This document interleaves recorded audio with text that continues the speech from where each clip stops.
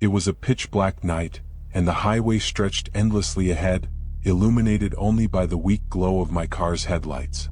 I had been driving for hours, the hum of the engine and the occasional rustle of the wind my only companions. The GPS indicated 50 more miles to my destination, but the road felt hauntingly desolate.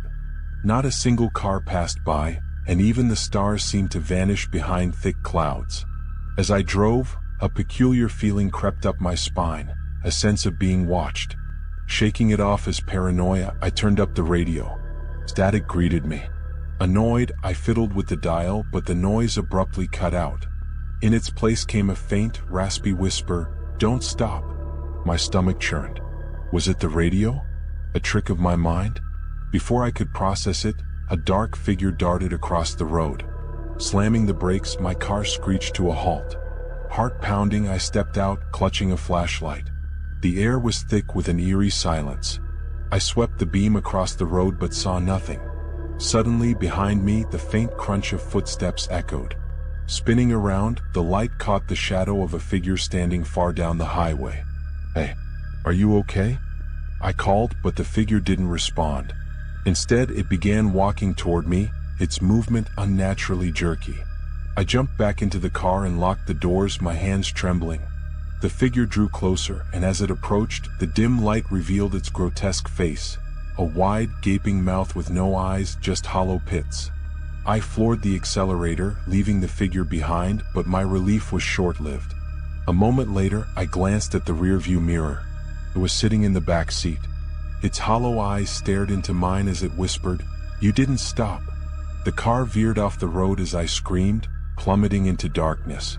When the authorities found the wreckage, they reported no passengers, just the driver with an expression of pure terror frozen on his face.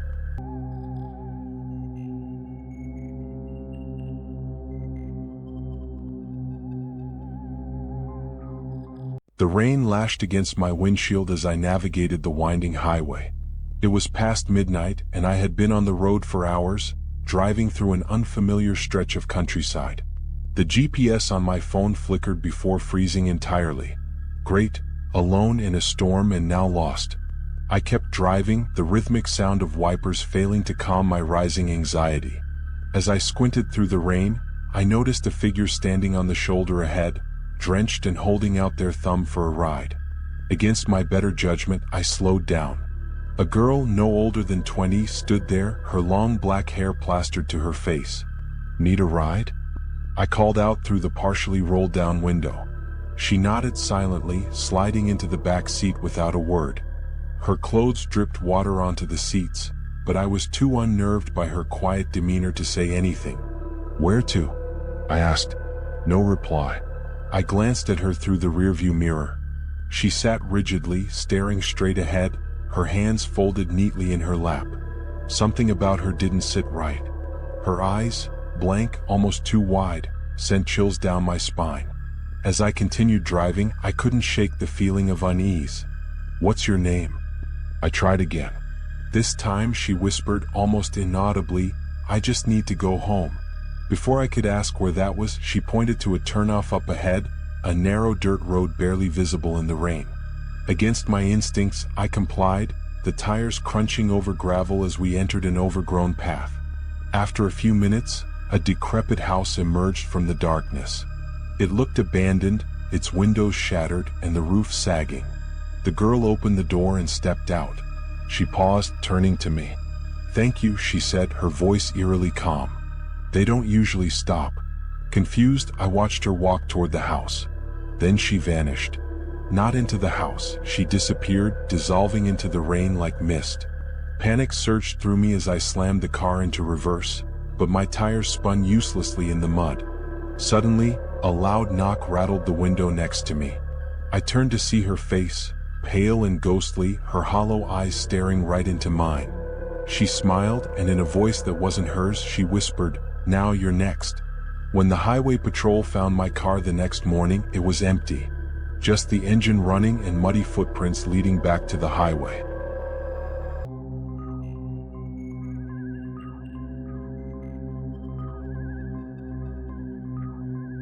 It was close to midnight, and the highway was eerily quiet as I drove through the dense forest.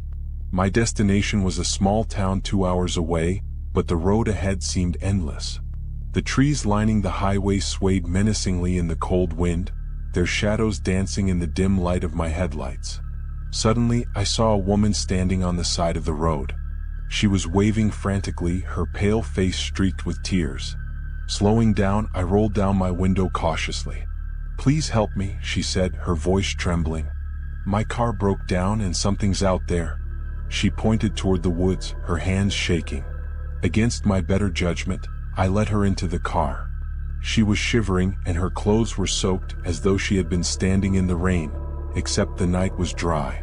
I decided not to ask too many questions and focused on driving. As we continued, she remained silent, staring straight ahead. Then I noticed something strange. The rearview mirror didn't reflect her at all. My heart raced, but I said nothing. I could feel her gaze on me, though I dared not look. Finally, I asked, "Where's your car?" "I didn't see anything on the road." Her voice dropped to a whisper. "I didn't mean to scare you," she said, "but they'll come for you too." Before I could respond, the car filled with an icy chill. My headlights flickered and I slammed the brakes. The car skidded to a stop. When I turned to look at her, she was gone. The passenger seat was bone dry, as if no one had been there. I sped off, adrenaline coursing through me, only to see her figure standing again on the side of the road a few miles ahead, waving desperately. I didn't stop.